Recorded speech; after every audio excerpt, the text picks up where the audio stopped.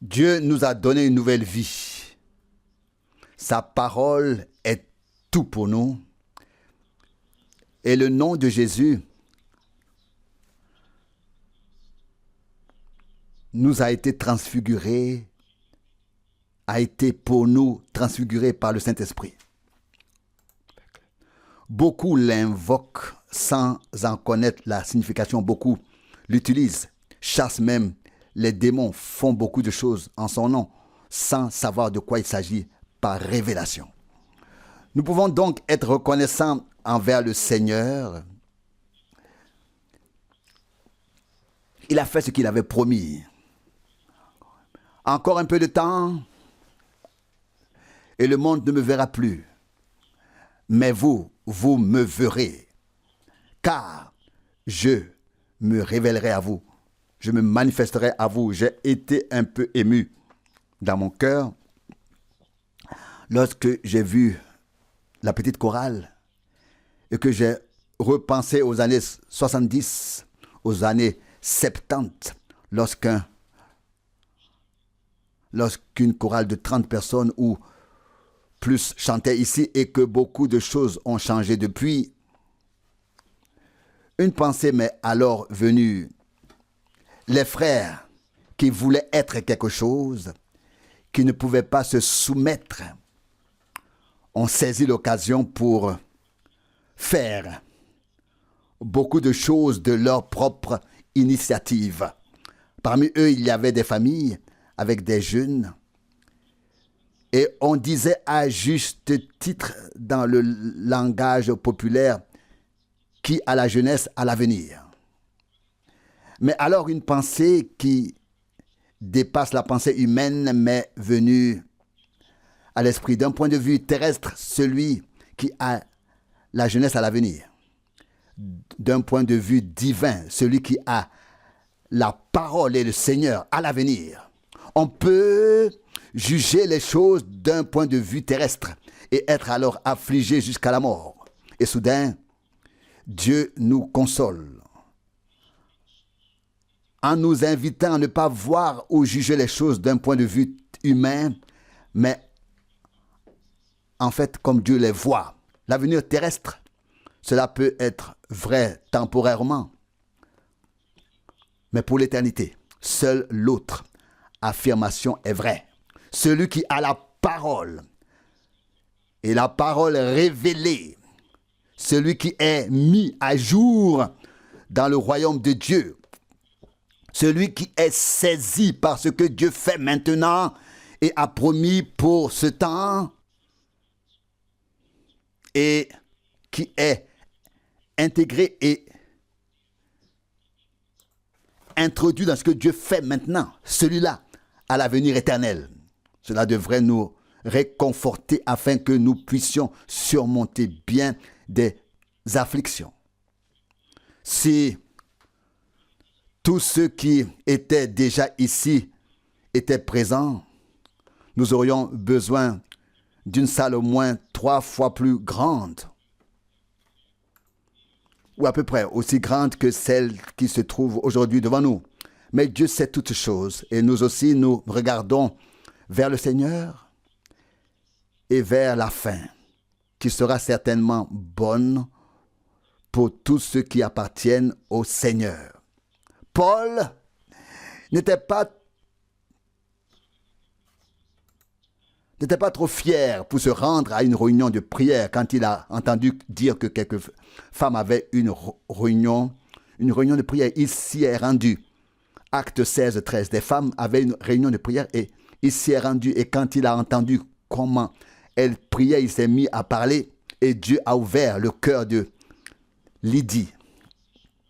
Et elle a dit, Acte 16, 15, si vous me considérez comme une fidèle disciple du Seigneur, venez dans ma maison. Et c'est ainsi que tout a commencé. Mes sœurs, Dieu peut aussi vous utiliser. Toujours là où vous êtes le plus à votre place. Il pouvait tout aussi bien s'adresser à de grandes foules, peu importe où et comment. Cela varie d'un pays et d'une ville à l'autre, mais il avait toujours une chose à cœur. servir Dieu et saisir chaque occasion qui se présentait à lui pour apporter la parole du Seigneur. Nous avons déjà lu un chapitre très important. L'épître de Jude est une courte épître, mais elle nous en dit beaucoup, et en particulier en ce qui concerne les derniers jours, la fin des temps dans laquelle nous vivons. Et si nous regardons bien autour de nous, et peut-être aussi en nous-mêmes, nous remarquons à quel point tout s'accomplit littéralement comme il est écrit. Et nous voyons que ce n'est pas le commencement qui est couronné, mais la fin. Et nous devons prendre très au sérieux l'avertissement ici, l'exhortation à combattre pour la foi qui a été transmise au sein une fois pour toutes. Jude 1,3. Car il existe de nombreuses croyances, mais une seule foi en un Dieu vivant. Et c'est la foi telle que l'a dit l'Écriture. Et celui qui ne croit pas comme le dit l'Écriture ne croit pas en Dieu, ne croit pas Dieu. Sa foi n'est pas une foi vivante, mais une confession de foi, une profession de foi formulée par des hommes à côté de Dieu. La foi d'Abraham était une foi dans le Dieu vivant qui lui a parlé et qui lui a fait la promesse. Notre foi ne peut être autre chose qu'une foi vivante dans le Dieu vivant. Et quand est-ce qu'Abraham a-t-il cru? Après que le Seigneur lui ait parlé. Mes chers amis, il est absolument nécessaire que nous ne nous contentions pas de dire frère Franck a parlé ou frère Rousse a parlé. Il faut que nous sentions que Dieu nous parle à travers sa parole et que nous sachions que ce ne sont pas des hommes qui présentent ici leurs opinions, mais que c'est Dieu lui-même qui utilise les lèvres des hommes pour parler à son peuple et dire ce qu'il veut nous dire. Si nous ne pouvons pas le faire et nous mettre ainsi, de cette manière, à la disposition de Dieu, alors nous devrions céder la place à celui par qui Dieu peut parler. Pour que celui par qui Dieu peut parler, parle. Et je ne dis pas cela à la légère, je le pense vraiment. Le peuple de Dieu a le droit d'entendre celui et ceux par qui Dieu lui-même parle et peut parler. N'est-ce pas? Si nous voulons écouter des hommes, nous pouvons aller partout où il y a de belles communautés religieuses, où les clochers s'élèvent vers le ciel et où les gens descendent en enfer. Mais en tant que peuple de Dieu, nous avons vraiment le droit d'entendre la parole pure de Dieu. Je vais m'associer un peu à cette parole et lire encore quelques passages de la Bible. Verset 17. Mais vous, bien-aimés, souvenez-vous des paroles que les apôtres de notre Seigneur Jésus-Christ ont prononcées autrefois. Jude 1, 17. Le mot apôtre signifie un envoyé. Ils étaient les envoyés du Seigneur lui-même. Et il a dit dans Jean 13, 20, celui qui reçoit, celui que j'envoie, me reçoit. Et celui qui me reçoit, reçoit celui qui m'a envoyé. Et il a également dit à propos de ces personnes dans Luc 10, 16, celui qui vous écoute, m'écoute. Vous voyez à quel point la proclamation de la parole de Dieu est sérieuse. Si tous ceux qui n'ont pas été appelés par Dieu pour proclamer sa parole devaient aller pointer, le chômage augmenterait considérablement. Dieu cherche en effet des personnes par lesquelles il peut révéler maintenant et accomplir son dessein tel qu'il l'a annoncé à l'avance par la bouche de ses saints prophètes.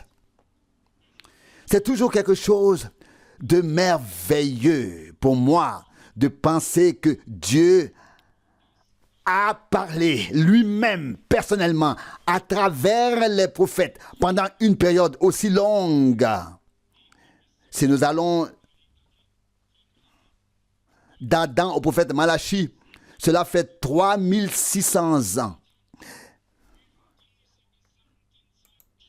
Et Dieu a parlé à travers tous ces prophètes pendant toute cette période. Tout s'accorde harmonieusement. Tout est vrai. Tout se réalise.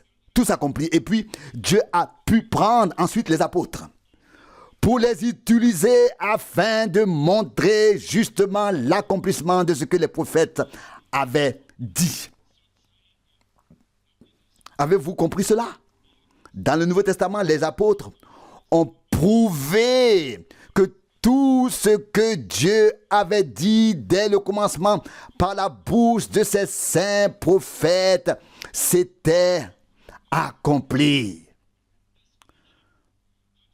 Notre Seigneur a dit la même chose dans Luc 24, verset 44. Ne fallait-il pas que s'accomplisse tout ce qui est écrit dans Moïse, dans la loi et dans les psaumes? Cela devait s'accomplir, car la bouche du Seigneur l'avait dit. L'apôtre poursuit ensuite en parlant ici de la fin des temps, des moqueurs, des divisions, de tout cela. Il n'y a pas que des moqueurs en dehors de l'Église. Ils ne sont pas si graves. Ce sont les moqueurs à l'intérieur de l'Église qui sont graves. Car écoutez ce qui est écrit ici, et c'est également très important que nous l'examinions de plus près. Ce sont des gens qui participent aux agapes. Ce ne sont pas les moqueurs incrédules qui jouent aux cartes quelque part et étanchent leur soif. Non. Dans Jude, il est écrit ici au verset 11, « Malheur à eux, ils ont suivi la voie de Caïn, se sont laissés entraîner par l'appât du gain dans l'égarement de Balaam et se sont précipités dans la perdition par leur rébellion comme Corée autrefois. » Au verset 12, ce sont ces gens-là qui vergogne se joignent à vos agapes comme des taches de saleté. Bien sûr, seulement pour un temps, jusqu'à ce qu'ils voient leur heure et leur occasion venir. Ce ne sont donc pas des gens qui sont quelque part à l'extérieur, non. Ce sont des gens qui sont à l'intérieur. Qu'a fait Caïn? Caïn a construit un autel. Caïn l'a décoré. Il a rassemblé tout ce qu'il pouvait. Et l'a déposé sur cet autel, mais sans révélation, sans lien avec Dieu, mais avec piété. Il a tout fait exactement comme son frère Abel, religieusement. Il a fait tout comme son demi-frère Abel, et ainsi de suite. Puis le texte continue au verset 11. Se sont laissés entraîner par l'avidité dans l'égarement de Balaam. Que voulait Balaam? Il voulait maudire ce que Dieu avait béni. Il a accepté une récompense pour accomplir cette tâche. Il y avait donc de l'argent en jeu. Et puis dans la dernière partie du verset 11, il est même dit, se sont laissés entraîner et se sont précipités dans la ruine par leur rébellion comme Corée autrefois. Corée faisait pourtant partie de l'élite parmi ceux qui avaient été appelés par Moïse et tous les autres. Il n'était pas un homme en dehors du camp, c'était un homme très proche même de la cause de Dieu, de la cause de Dieu, de l'œuvre de Dieu. Et pourtant, l'envie, la jalousie s'était emparée de lui. Et il a dit dans Nombre 16, verset 3, « Moïse, es-tu seul ici? Ne sommes-nous pas tous ici aussi? Dieu ne nous a-t-il pas tous appelés comme toi? » Et déjà, la colère de Dieu s'est enflammée. Mes chers amis, dans de tels passages bibliques, nous n'avons pas affaire au monde extérieur. Nous avons affaire à des gens qui ont festoyé à nos agapes et qui ont ensuite saisi l'occasion. Et ce sont eux qui créent des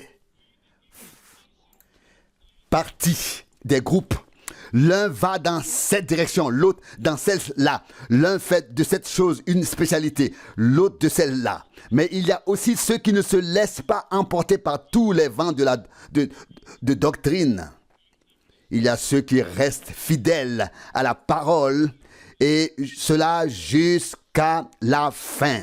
Ceux qui persévèrent et qui, comme je l'ai déjà dit, ne se laissent pas ébranler, mais sont fermement enracinés dans la parole de Dieu. Il est dit ici, lorsque vous lisez au sujet des moqueurs, au verset 17, puis que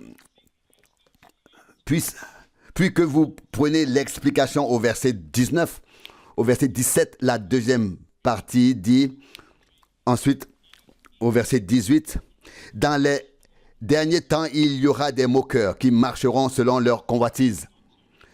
Impies.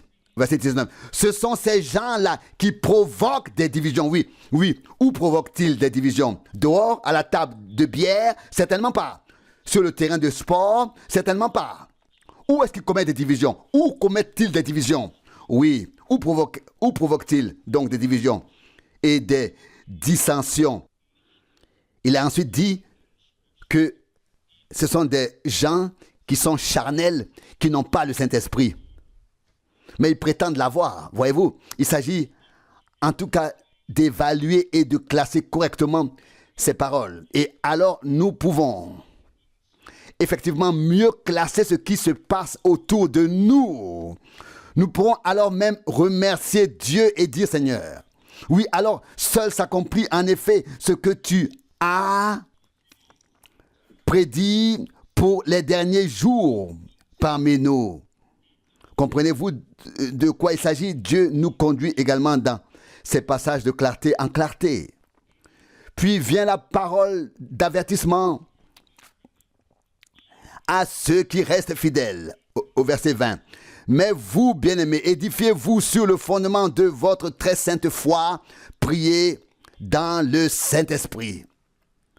Qui peut prier dans le Saint-Esprit? Seul celui qui a reçu le Saint-Esprit, qui est inspiré par l'Esprit, qui est conduit par l'Esprit. Car c'est ainsi que c'est écrit dans Romains 8, verset 14, ceux qui sont conduits par l'Esprit de Dieu sont fils et filles de Dieu. Nous devons nous édifier sur le fondement très saint de la foi. Prier dans le Saint-Esprit. Verset 20. Qui peut me citer deux prières où des personnes priaient dans le Saint-Esprit au début du Nouveau Testament? Il s'agissait de Marie et de Zacharie aussi, qui ont tous deux prié dans l'Esprit. Et savez-vous ce qu'ils ont fait tous les deux? Et ils ont tous tous deux fait référence à ce que Dieu avait accompli dans leur temps. Celui qui prie dans l'Esprit de Dieu ne prie pas en vain, mais remercie Dieu pour ce qu'il accomplit actuellement dans le temps dans lequel il vit selon sa parole. À propos de Marie, il est dit dans Luc 1, et écoutez à partir du verset 45. Luc 1, 45. Bénie celle qui a cru, car la promesse que le Seigneur lui a faite s'accomplira. Puis vient la prière. Verset 46. Mon âme exalte le Seigneur. Verset 47. Et mon esprit exulte sur Dieu, mon Sauveur. Vous voyez dans la prière, tout de suite révélation immédiate sur Dieu, mon Sauveur. Dieu est devenu son Sauveur. Vous voyez où j'en veux en venir. Et puis, prenez ici les premiers versets concernant la prière de Zacharie. Ici, Luc 1, verset 67. Verset 67. Et son père Zacharie fut rempli du Saint-Esprit et prononça les paroles prophétiques. Verset 68. Loué soit le Seigneur, le Dieu d'Israël, car il a regardé avec miséricorde son peuple et lui a donné une rédemption. Lui a créé une rédemption. Vous voyez, les prières qui viennent de l'Esprit de Dieu auront toujours pour contenu ce que Dieu fait selon sa parole. Et pour cela, nous louons et adorerons Dieu. Voyez-vous, sur ce point, nous nous distinguons également de beaucoup d'autres. Et nous ne voulons pas voir s'accomplir en nous ce qui est écrit dans Marc chapitre 7. Au contraire, nous voulons veiller à ce que ce qui est écrit ici à propos de ceux qui honoraient le Seigneur seulement du bout des lèvres ne s'accomplisse pas en nous. Marc chapitre 7, verset 6. Marc 7, verset 6. Il leur répondit, Ésaïe a bien prophétisé à votre sujet, hypocrite, comme il est écrit. Ésaïe 29, verset 13. Ce peuple m'honore des lèvres, mais son cœur est loin de moi. Et cela continue au verset 7. Mais c'est en vain qu'il m'honore en enseignant des doctrines qui sont des commandements d'hommes. Partout où la proclamation est empreinte de réflexion humaine, d'enseignement humain, de commandements et d'interdits humains, elle est déjà vaine. Dieu est un Dieu jaloux. Dieu est un Dieu saint. Il veut que son peuple lui appartienne entièrement. Et il veut que sa parole soit écrite en nous, inscrite en nous. Il y a un autre passage des Écritures que Pierre a prononcé dans 2 Pierre, chapitre 1, verset 16, où il est dit « Car ce n'est pas en suivant des fables habilement conçues que nous vous avons fait connaître la puissance et le retour de notre Seigneur Jésus-Christ. Mais nous avons été témoins oculaires de sa merveilleuse gloire. » Un témoin doit avoir vu quelque chose. Il doit avoir été présent lorsque cela s'est produit. Les vrais témoins de Jésus-Christ doivent avoir été présents lorsque Dieu a fait quelque chose. Ou du moins en avoir été témoin oculaire ou auriculaire. Vous savez, lorsque nous parlons de la fin des temps, il existe plusieurs passages bibliques à ce sujet, comme pour tout autre thème, que ce soit dans l'Ancien ou dans le Nouveau Testament. Partout, on nous le rappelle. Pierre a écrit des paroles similaires à ceux de l'épître de Jude dans 2 Pierre, chapitre 3, verset 2. 2 Pierre, chapitre 3, verset 2. Afin que vous gardiez à l'esprit les paroles que les saints prophètes ont prononcées auparavant et le commandement de notre Seigneur et Sauveur qui vous a été transmis par vos apôtres. Ici, il a réuni les deux choses. Gardez en mémoire les paroles que les saints prophètes ont prononcées auparavant et ce que les apôtres vous ont prêché. Ancien et Nouveau Testament, prophétie et son accomplissement, promesse et ensuite accomplissement de ce que Dieu a promis. Le même Pierre poursuit ensuite au verset 3. Mais vous devez d'abord garder à l'esprit qu'à la fin des temps, des moqueurs apparaîtront pleins de mépris. Je ne vais pas continuer à lire ici, car ce n'est pas notre sujet principal ce matin. Mais je vous pose la question suivante. Quand des gens apparaîtront, comme il est écrit ici, et poseront la question que l'on peut lire au verset 4, où est donc son retour promis? Demandez aujourd'hui à un protestant ou à un catholique ce qu'il pense du retour de Jésus-Christ. Et il vous récitera la profession de foi dans laquelle il est écrit, d'où il viendra pour juger les vivants et les morts. Ils ne savent absolument rien du retour de Jésus-Christ et de l'enlèvement de l'Église épouse. Cela ne leur a jamais été enseigné. Ils ne le savent tout simplement pas. Qui connaît le retour de Jésus-Christ? Qui sait qu'il a promis dans Jean 14, verset 2, « Je m'en vais vous préparer une place et je reviendrai vous prendre avec moi, afin que vous soyez aussi là où je suis. » Vérifiez vous-même si le credo des deux grandes confessions contient ne serait-ce qu'un seul mot sur le retour de Jésus-Christ. Il n'y en a pas. Simplement, d'où il viendra, d'où il viendra pour juger les vivants et les morts. Oui, qui sont donc ceux qui connaissent le retour de Jésus-Christ et la promesse qu'il a faite?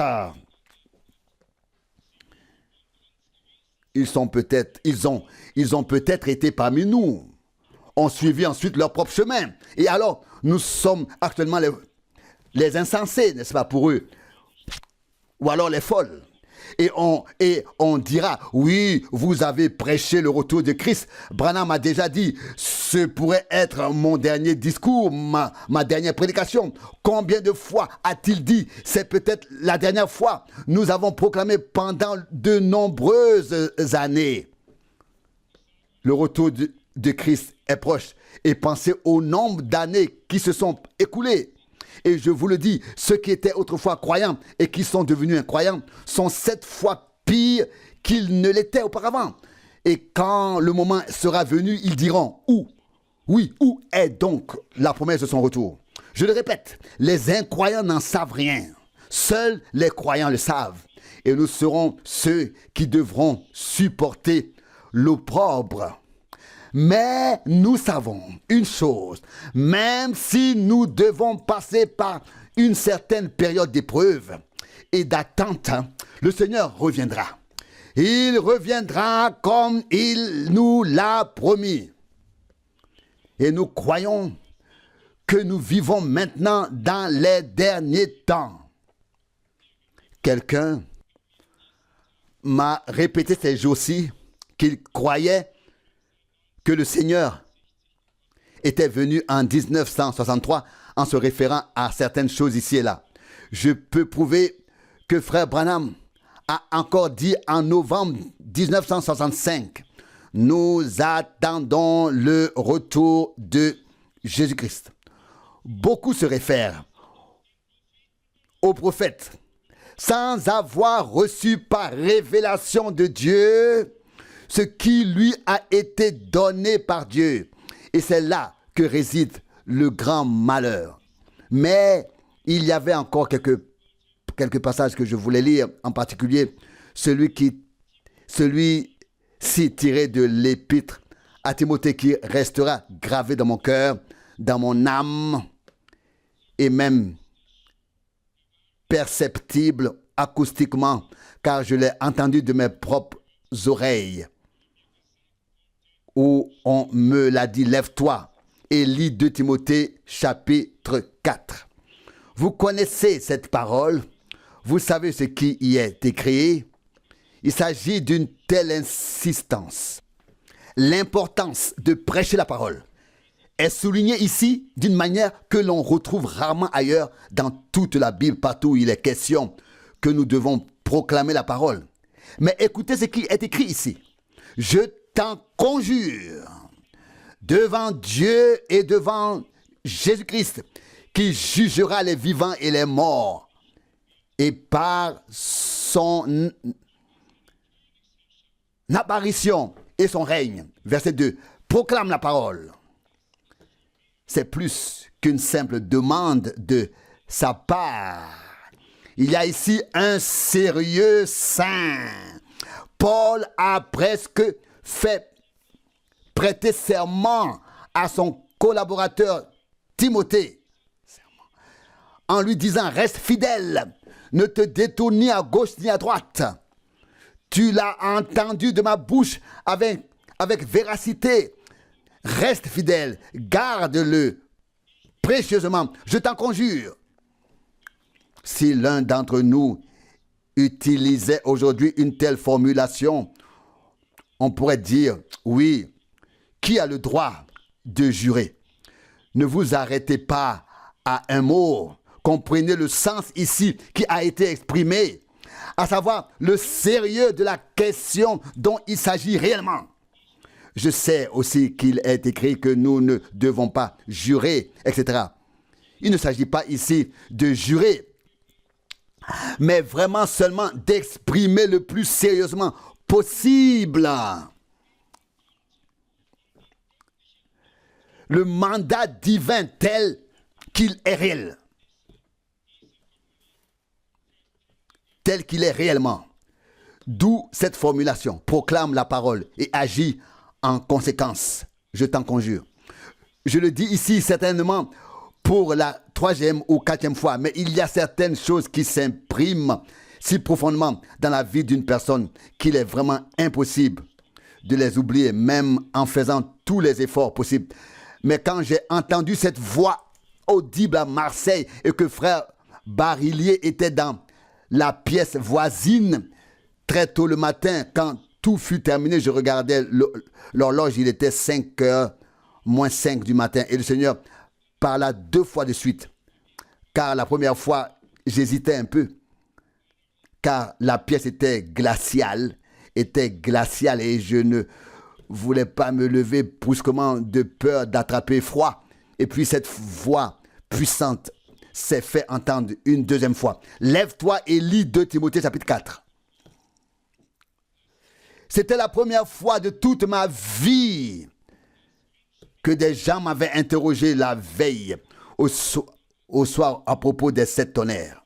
Et je ne savais pas, je n'y avais jamais réfléchi. Je savais seulement que c'était écrit dans Apocalypse 10. Apocalypse 10. Je vous l'ai dit ici. Dieu m'a donné la réponse à partir de cette parole que nous venons de lire. Prêche la parole. 2 Timothée 4, verset 2. La parole est écrite ici, de la première à la dernière page. Ce qui n'est pas écrit dans cette parole ne peut faire partie de ma prédication. Seul ce qui est écrit est la parole de Dieu que je dois prêcher. Et j'avais encore ma Bible dans les 2 mains. Et quand cette révélation m'est venue, je l'ai posée sur la petite table. J'ai levé mes 2 mains vers Dieu et j'ai dit, Seigneur, aussi vrai que tu m'as dit maintenant que je devais lire cette parole, personne ne prêchera jamais sur les 7 tonnerres, car ils ne sont pas écrits et ne font donc pas partie de notre proclamation. Dieu fera ce qui doit être fait au moment venu. Et je vous dis la pure vérité.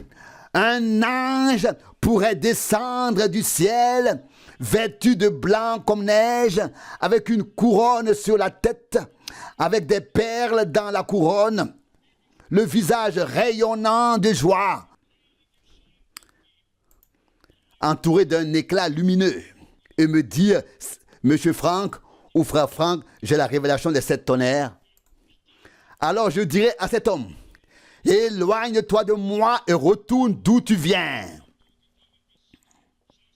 Fini. Et pourquoi? Parce que c'est l'autorité divine, non pas la mienne, mais l'autorité de la parole. Et vous devez comprendre une chose, c'est que dans Apocalypse 10, l'ange qui descend est représenté avec le livre ouvert. Et si je tiens le livre ouvert, cela signifie qu'à ce moment-là, il n'est plus scellé, même au dos avec 7 sceaux, mais qu'il doit être ouvert après l'ouverture des sceaux. À savoir, le livre était ouvert dans sa main et il posa un pied sur la terre et l'autre sur la mer. Et ce n'est que lorsque que cela, et ce n'est que lorsque cela se produira, lorsque le Seigneur en tant qu'ange de l'Alliance, en tant que propriétaire originel, fera valoir ses droits sur la terre et la mer, que les 7 tonnerres feront entendre leur voix. Ça, c'est ainsi par le Seigneur dans sa parole. Tout le reste n'est que des manœuvres de distraction de l'ennemi. Vous pouvez dire, oui, est-ce vraiment le cas? Avez-vous des doutes sur la parole de Dieu? Je n'ai fait que lire la parole. Et il est écrit ici, lorsqu'il eut ainsi crié, les 7 tonnerres firent entendre leur voix. Et écoutez, il est écrit ensuite au verset 4 de Apocalypse 10, lorsque les 7 tonnerres eurent parlé, je voulus écrire, mais j'ai entendu une voix venant du ciel qui me disait, c'est ce que les 7 tonnerres ont dit et ne l'écris pas. Oui, si cela n'a pas été écrit, que dois-je alors lire là-dessus? Je vous lis maintenant le chapitre 1 de l'Apocalypse afin que vous sachiez que seul ce qui a été écrit peut être pris à cœur. Conservé et proclamé. Apocalypse chapitre 1 verset 3. Béni celui qui lit et ceux qui entendent les paroles de la prophétie et qui gardent ce qui y est écrit. Ce qui y est écrit. Verset 3. Car le temps est proche. Ce qui n'a pas été écrit, Dieu l'a réservé à sa propre puissance et ne peut et ne fait pas partie de notre prédication. Je pense à notre cher frère Branham qui avait placé un si grand espoir dans le fait que le Seigneur ferait quelque chose de si puissant à cet égard. Et je crois que Dieu fera quelque chose d'extraordinaire avant l'enlèvement de l'épouse. Je le crois de tout mon cœur, mais je ne peux pas dire que ce sera quelque chose qui n'est pas biblique et personne ne doit m'en vouloir pour cela. Mais on le trouve probablement dans les 5 dernières pages du livre des Sceaux, où il dit littéralement, tout comme personne ne connaît le moment du retour de Jésus-Christ, personne ne connaîtra le secret des 7 tonnerres. L'avez-vous tous lu? C'est ce qui est écrit là. Mais il y a des gens qui ne lisent pas, ce qui ne correspond pas à leur conception. Mais j'avais encore 2 paroles ou plus que je voulais lire, notamment celle du prophète Jérémie. J'avais déjà cela à cœur et mon frère me l'a rappelé. C'est écrit ici dans Jérémie chapitre 6 du verset 16. Jérémie 6 verset 16. Ainsi a parlé le Seigneur. Placez-vous sur les chemins, regardez et recherchez les sentiers anciens. Où est le chemin du salut? Où est le chemin du salut? Et ensuite, marchez-y et vous trouverez le repos pour vos âmes. Il y a le chemin du salut et il y a le chemin du malheur. Il y a le chemin étroit et il y a le chemin large. Il y a le chemin qui mène à la gloire et il y a le chemin qui mène à la perdition. Nous devons simplement trouver le bon chemin. Rien n'est plus important que le bon chemin si l'on veut atteindre son but. Si une personne se met en route et décide d'aller à Berlin, Rome ou Londres, elle doit connaître la direction à prendre, elle doit s'orienter, elle doit avoir un plan en tête, elle doit savoir comment commencer pour savoir qu'elle arrivera à destination. À un moment donné, Je me souviens très bien de la première fois où j'ai pris la voiture pour aller de Krefeld à Rome avec une seule nuit. Donc, en passant une seule fois la nuit en chemin. Donc, en un jour et demi, ce fut un très beau voyage. Mais je devais simplement m'orienter. Je devais connaître les différentes étapes. Savoir comment y aller. Que cela passait par la Suisse, etc. Je devais savoir comment le chemin me conduisait. Mais puisque je viens de mentionner Rome, il est important que je sache comment sortir de Rome. Mais quoi qu'il en soit, j'ai voulu transmettre cela spirituellement maintenant. Mais qu'est-ce que je veux dire par là? Verset 16. Placez-vous sur les chemins et regardez autour de vous, sur les sentiers d'autrefois, au pluriel. Tout est au pluriel. Et puis au singulier ensuite. Et cherchez quel est le chemin du salut. Pas les chemins.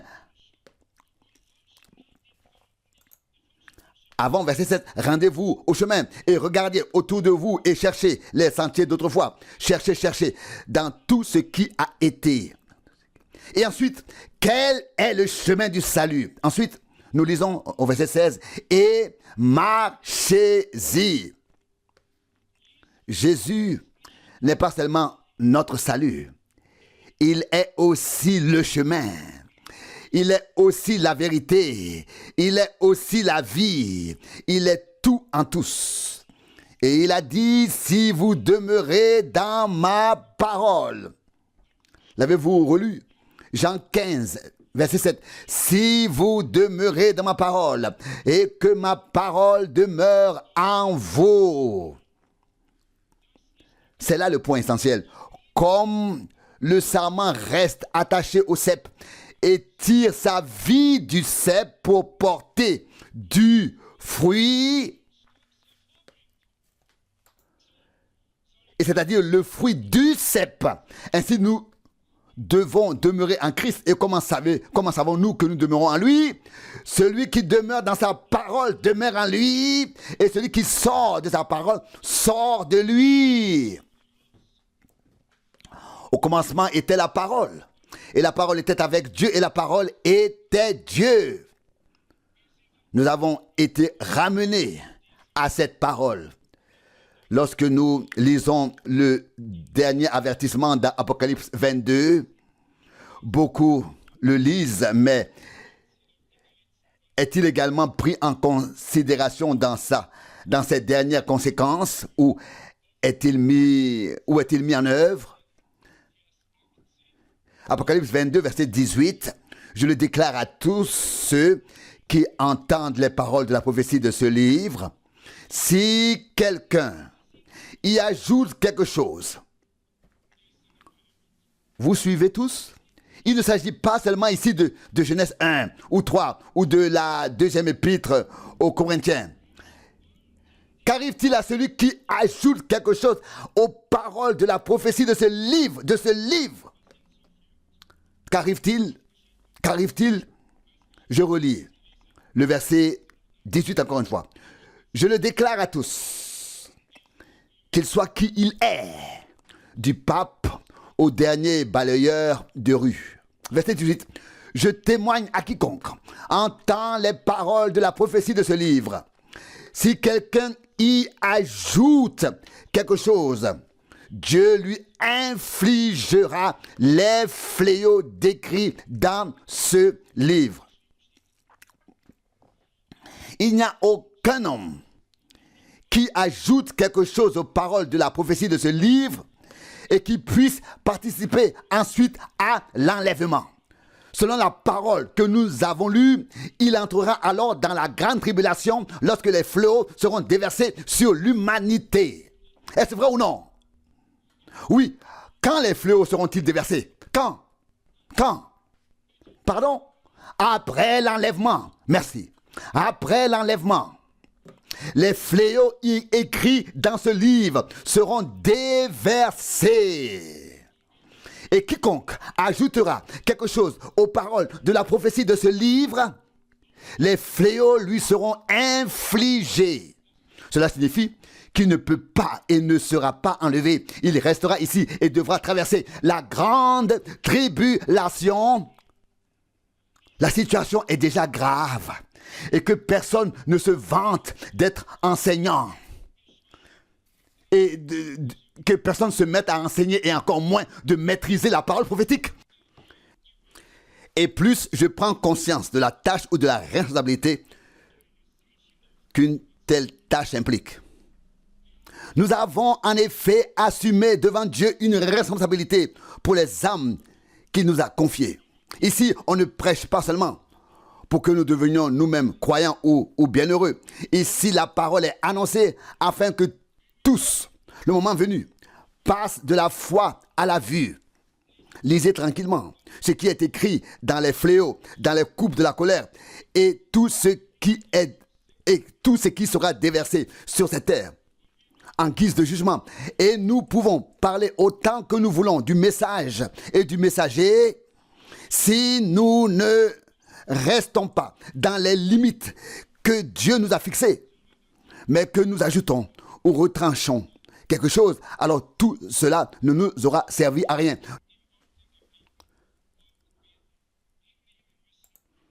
Alors ça voudra dire que nous ne sommes pas restés dans la parole et nous devrons accepter ce que Dieu a dit ici. Et il est même dit, Apocalypse 22, verset 19, « Et si quelqu'un retranche quelque chose des paroles du livre de cette prophétie, Dieu lui retranchera sa part de l'arbre de vie et de la ville sainte dont il est question dans ce livre. » Mes chers amis, l'avertissement va dans les deux sens. Il s'adresse à ceux qui ne vont pas assez loin et à ceux qui sont allés trop loin.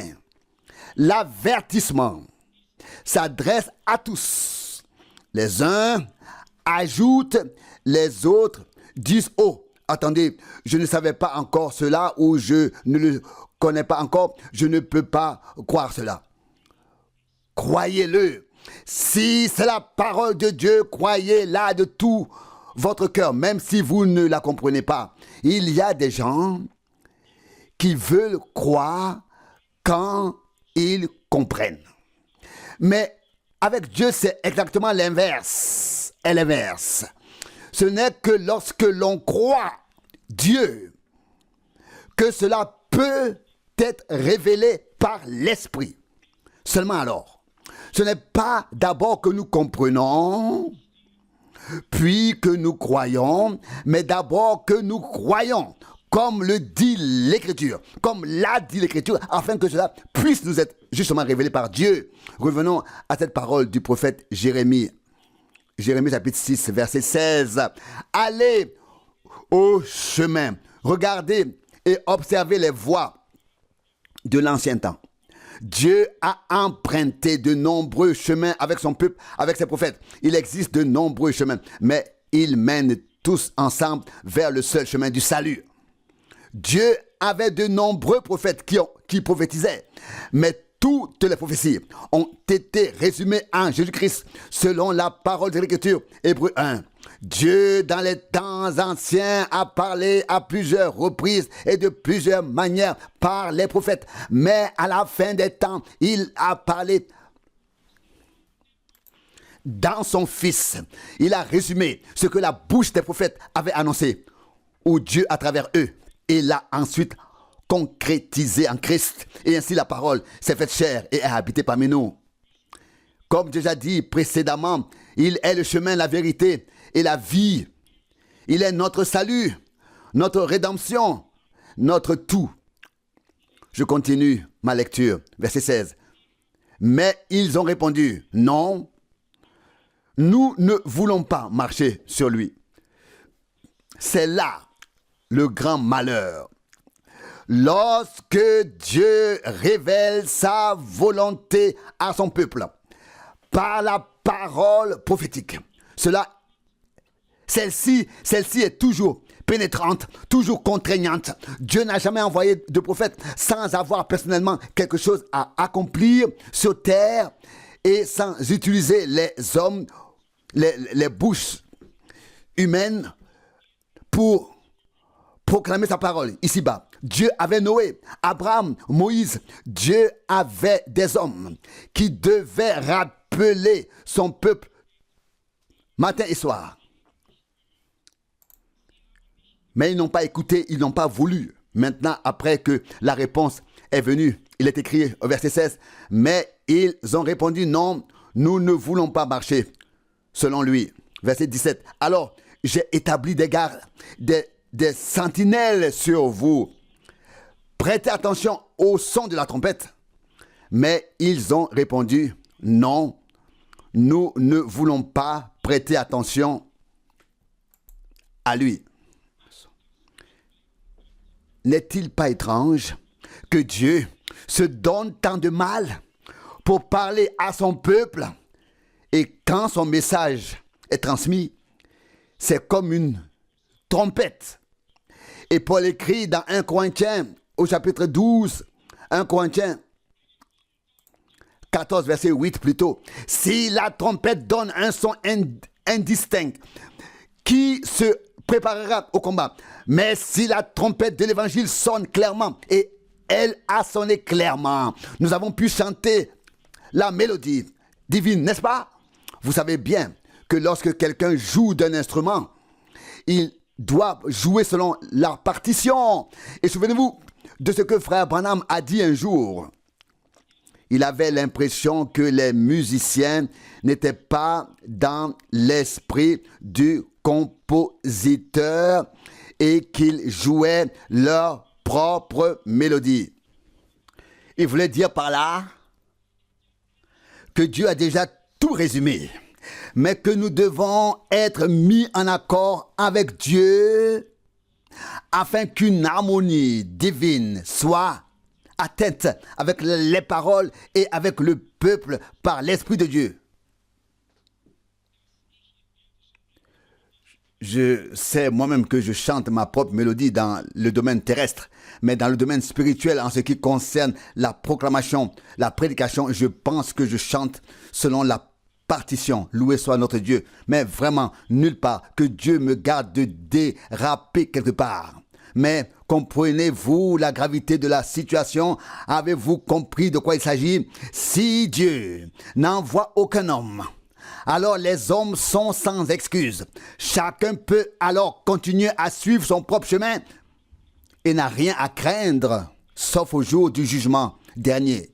Mais si Dieu envoie ses serviteurs et ses prophètes, cela implique une responsabilité. Et celui qui entend, entend. Et celui qui n'entend pas devra en supporter les conséquences. Il existe une parole très spéciale pour désigner un tel cas dans l'évangile de Luc, probablement au chapitre 7. Dans Luc, c'est ici dans Luc, chapitre 7 ou 8, oui, c'est dans Luc 7, au verset 29 et 30. Luc 7, verset 29 et 30. Et tout le peuple qui l'écoutait, y compris les publicains, les douaniers, ont obéi à la volonté de Dieu en se faisant baptiser par Jean. Si je vous demandais où Dieu a dit dans l'Ancien Testament que Jean devait baptiser, vous auriez beaucoup de mal à me le montrer. Mais ce n'est pas mon intention, car je ne veux pas mettre les gens dans l'embarras, mais plutôt les sortir de leur embarras. Mais il s'agissait ici d'une chose. Dieu a envoyé un homme avec un message et cela s'est accompli. Ceux qui l'ont écouté écoutaient Dieu, appartenaient à Dieu. Car une voix crie dans le désert, préparez le chemin du Seigneur, aplanissez les sentiers pour notre Dieu. Ésaïe 40, verset 3. Je l'ai dit assez souvent et je le dis aujourd'hui du fond du cœur, du fond de l'âme. Un homme de Dieu ne se frayera pas un chemin pour lui-même.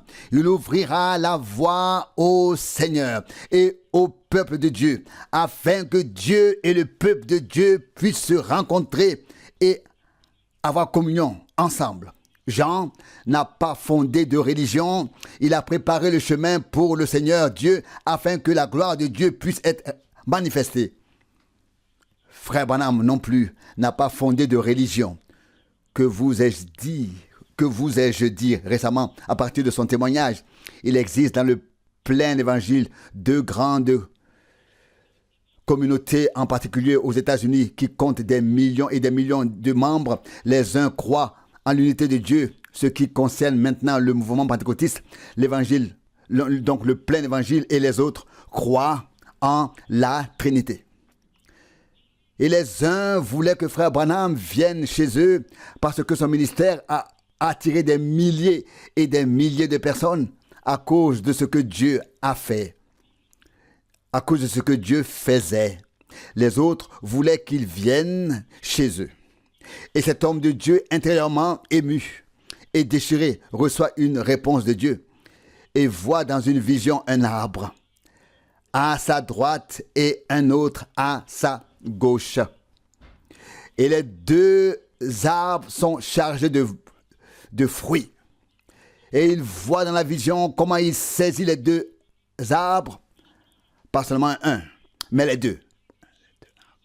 Et puis il les secoue si fort et il dit: j'ai senti les fruits tomber et m'atteindre, et tomber sur moi. Et le Seigneur lui dit: ne prends pas parti. Je t'ai envoyé vers mon peuple qui se trouve partout. Parfois, les gens ont déjà dit, les frères ont déjà dit plutôt: oh oui, il fait partie des catholiques. Il a prêché quelque part dans une communauté religieuse. C'est vrai, j'ai effectivement prêché une seule fois, moi-même, dans une communauté religieuse catholique romaine, un dimanche matin, à Witbank, en Afrique du Sud. Ça, c'est vrai. C'est vrai. C'est exact. Et je ne le nie pas. Mais cela ne fait pas de moi un catholique. Si je prêche demain dans la synagogue de Jérusalem, je ne deviendrai pas juif, n'est-ce pas? Si je prêche après-demain à Athènes, je ne deviendrai pas un grec orthodoxe.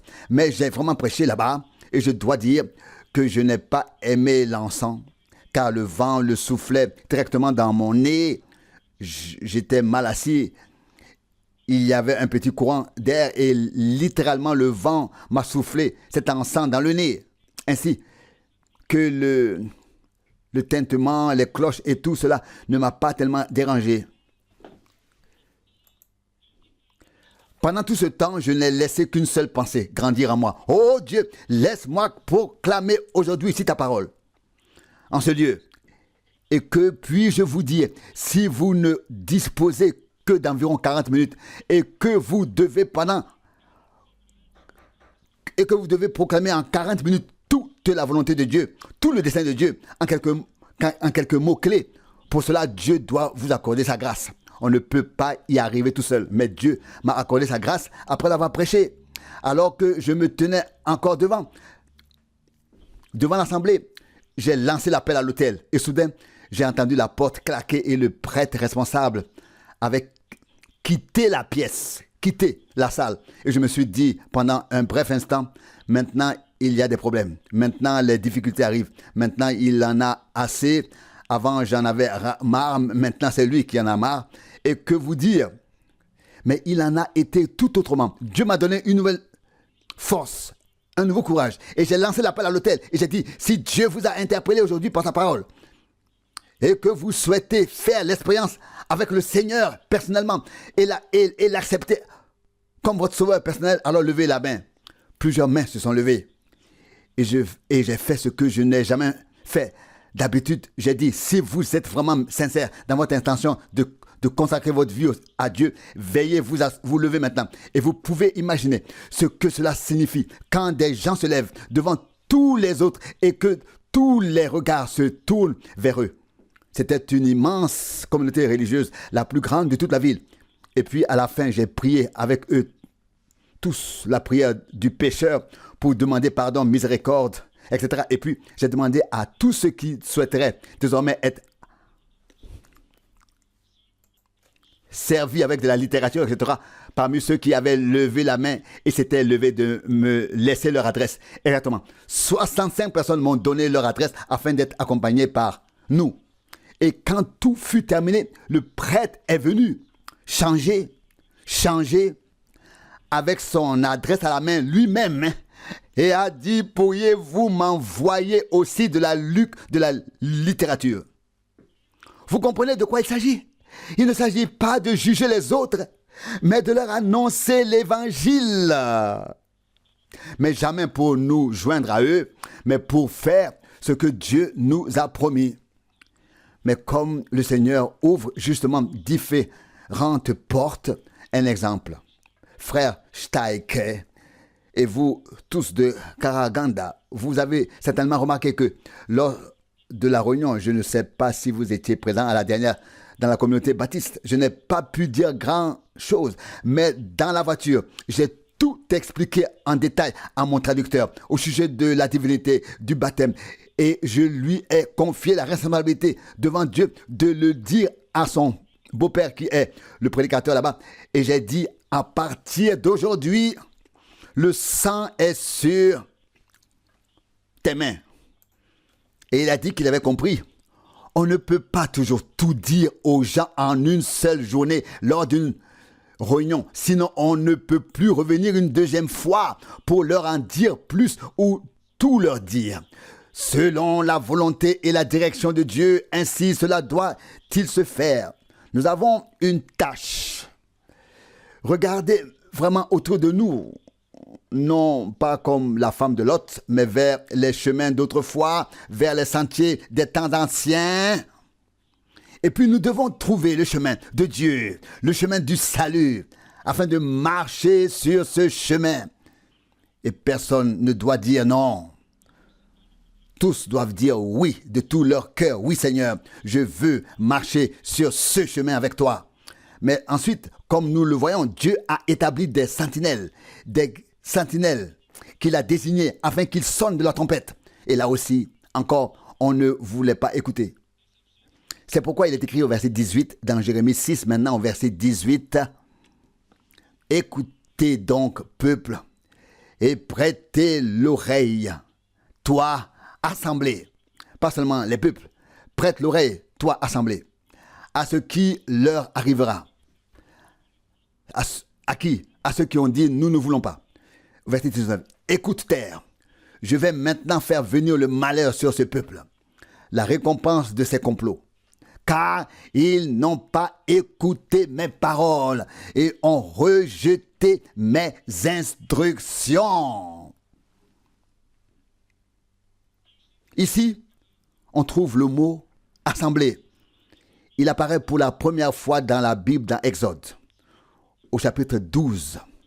Lorsque Dieu le Seigneur a fait sortir Israël d'Égypte. Cela signifie en fait une assemblée, un rassemblement, une réunion. Donc, assemblée, appelée à sortir. Ici, il est dit en toute sincérité ce qui va se passer et à quoi sert cette punition en guise de récompense. Ils recevront la récompense de leur propre complot. Verset 19. Car ils n'ont pas écouté mes paroles. Et ils ont rejeté mes commandements. À quoi cela te sert-il, enfant de Dieu? Qu'est-ce que cela m'apporterait à moi ou à d'autres si nous ne prêtions pas attention aux instructions, aux paroles de notre Dieu, si nous n'acceptions pas en nous les instructions qu'il a données, et si nous ne nous comportions pas en conséquence. Pour conclure, lisons encore un passage d'Ézéchiel 33 qui nous montre que Dieu a effectivement désigné des sentinelles. Et celui qui lit attentivement Ézéchiel 33 constatera que lorsque celui qui devait sonner de la trompette l'a fait et a averti le peuple, mais que le peuple n'a pas écouté et que l'ennemi l'a pris par surprise, il était alors exempt de toute culpabilité. Mais s'il n'a pas sonné de la trompette et que l'ennemi est venu et a tout tué, alors il est tenu pour responsable en tant que sentinelle.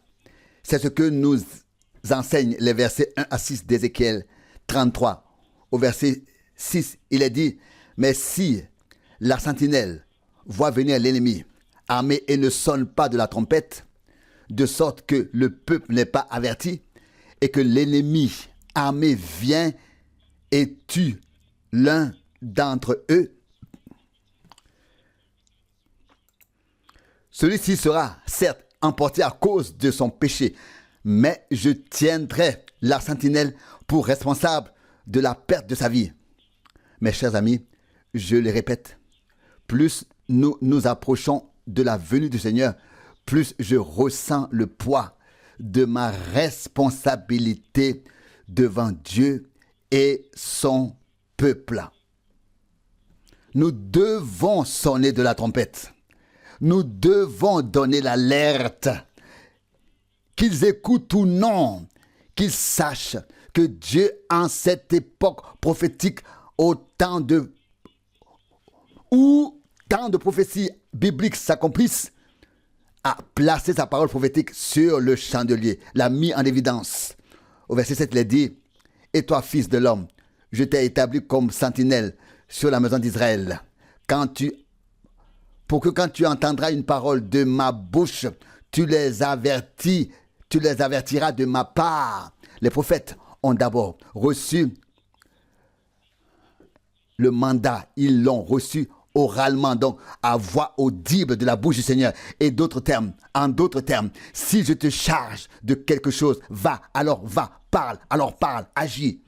Alors agis lorsque le mandat divin t'est confié. Et ici, le verset 13 conclut, au verset 13, « Si je promets au juste qu'il gardera certainement la vie et qu'il se fie à sa justice. » Écoutez bien, verset 13. « Et qu'il se fie à sa justice et commette le mal, alors toutes ses actions justes ne seront plus prises en compte, mais à cause du mal qu'il a commis, il devra mourir. » Nous voyons ici que même le juste doit persévérer jusqu'à la fin et rester fidèle. Ce n'est pas le commencement ni le milieu, mais la fin qui sera couronnée. Ensuite, il est écrit ici au verset 15,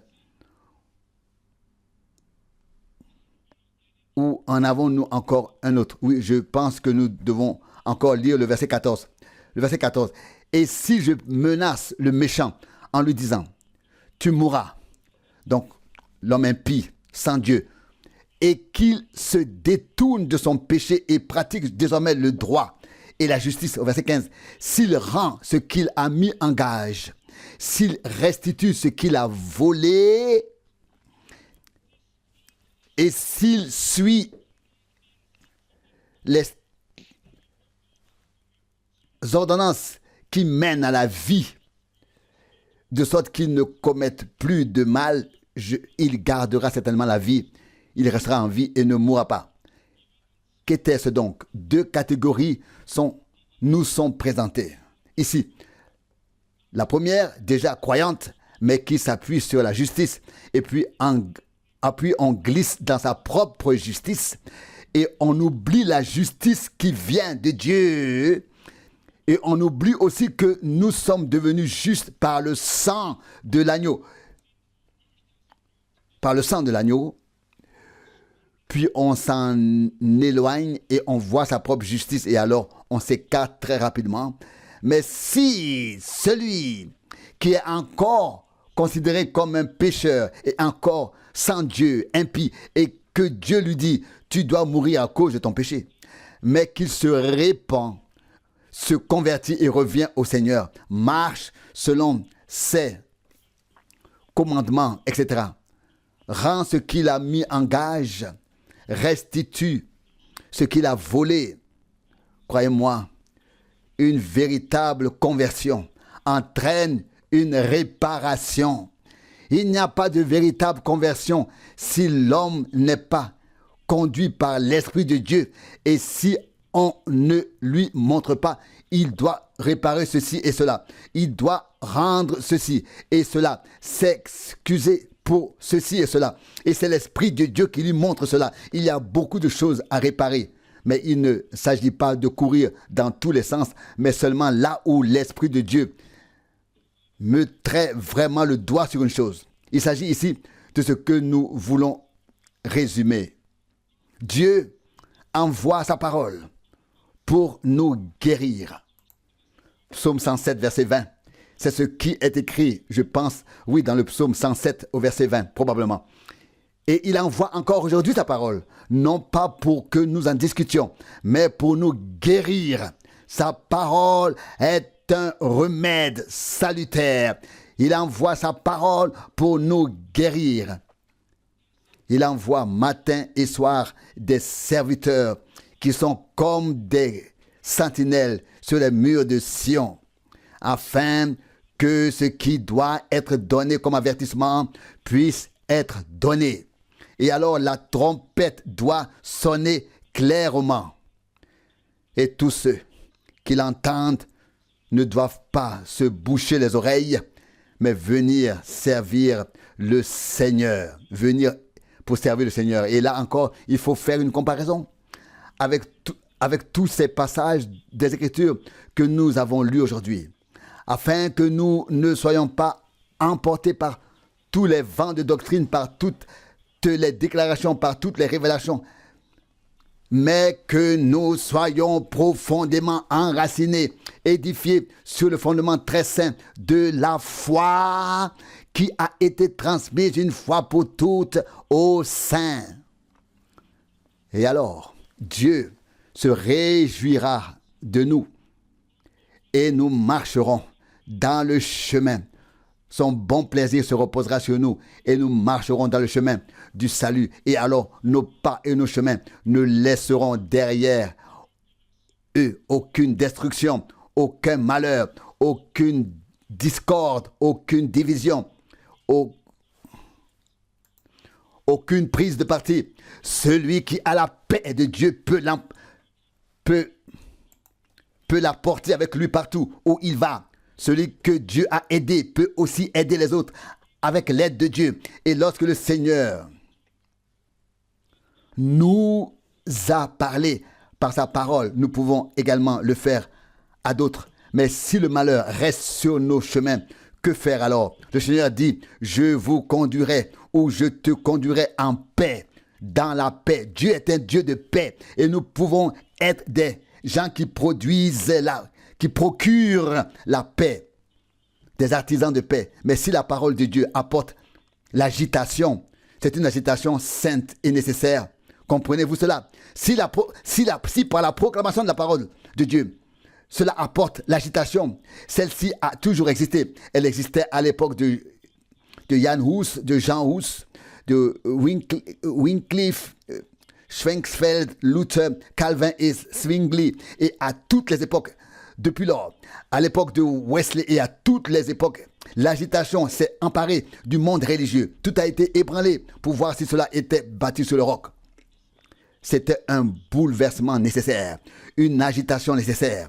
Mais ensuite, ceux qui ont accepté la parole du moment, la parole de l'heure, ont été conduits dans le repos de Dieu. En Dieu, il y a un repos présent pour le peuple de Dieu, mais seulement en Dieu. Hébreux 4. Et le chemin est montré ainsi aux hommes par la parole. Et le Seigneur parle encore aujourd'hui et dit, venez à moi, vous tous qui êtes fatigués et chargés, et je vous donnerai du repos pour vos âmes. Du repos en Dieu.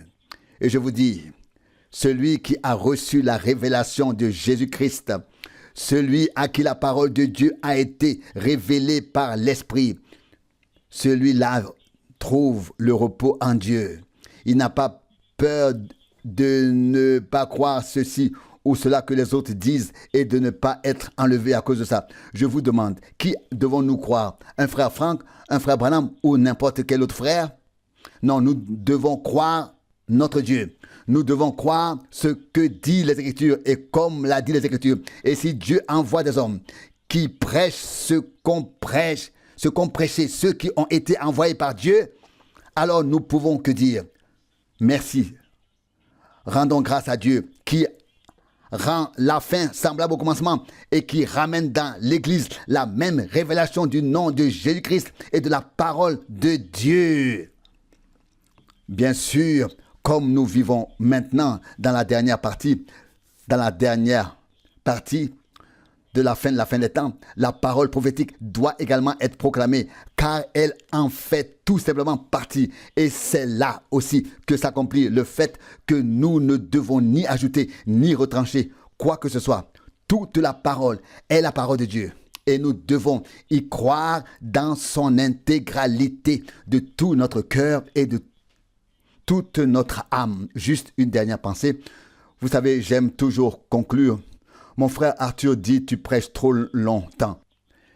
Mais quoi qu'il en soit, je ne sais pas moi-même que cela devient parfois trop long. C'est bien intentionné. Je voudrais encore dire quelque chose ici. Dans les jours qui ont précédé la première venue du Christ, beaucoup auraient pu dire, nous avons ici le temple, nous avons nos synagogues, nous avons le souverain sacrificateur, nous avons des sacrificateurs, nous avons les scribes, les pharisiens, les sadduciens. Qui est cet homme là-bas, vêtu d'une peau de chameau et ceint d'une ceinture? Ce n'est pas un ecclésiastique, ce n'est pas un homme en soutane, c'est un homme sauvage avec une peau de chameau autour de lui. Mais c'était un homme envoyé par Dieu. Ceux qui l'écoutaient, écoutaient Dieu. Ceux qui croyaient en lui, croyaient Dieu. Ceux qui se soumettaient à la parole qu'il apportait. Oui. Vous savez, c'était déjà le début de la préparation des âmes de l'épouse. Car c'est Jean qui a dit, celui qui a l'épouse, c'est l'époux. Mais l'ami de l'époux se tient à côté et entend cette acclamation. Et il a dit, ma joie est maintenant parfaite. Les vrais hommes de Dieu préparent l'épouse à entrer en relation avec l'époux. C'est ainsi que Jean-Baptiste a commencé. Et comment nous l'avons bien lu dans Luc 7, verset 30, tous ceux qui n'ont pas été baptisés, qui ne se sont pas laissés baptiser du baptême de Jean, ont rejeté le dessein de Dieu à leur égard. On aurait pu se demander, Dieu a-t-il fait dépendre mon salut de cet homme? Il y en a d'autres, il y en a tant d'autres et Dieu ne les a pas pris en considération. Il n'y a qu'un seul homme. Il n'y a qu'un seul homme. Et je n'ai pas suivi ou obéi à ce qu'il a dit. Et je vais donc être perdu. Voici le mystère. Il ne s'agissait pas du tout de l'homme vêtu d'une peau de chameau. Il n'était qu'un instrument, qu'un vase. Il s'agissait de la volonté de Dieu qui était révélée là par une bouche sainte. Car le Nouveau Testament devait commencer. Le pont devait être construit. L'écriture s'accomplissait sous leurs yeux. Les scribes ne le voyaient pas. Les sacrificateurs ne le voyaient pas. Jean était un prophète. Et la parole vient au prophète. Et il arriva qu'il apporta le message divin en préparation du Messie à venir, de l'époux. Et c'est pourquoi c'était nécessaire. Dans un tel cas, nous n'avons pas affaire à Noé, Moïse, Paul, Élie, Jean, au frère Branham. Dans un tel cas, nous avons affaire directement à Dieu qui, à certains moments où quelque chose de particulier se produit dans l'histoire du salut, envoie ses serviteurs matin et soir. Et là, nous devons écouter et obéir. Et que Dieu nous accorde la grâce de le faire. Amen.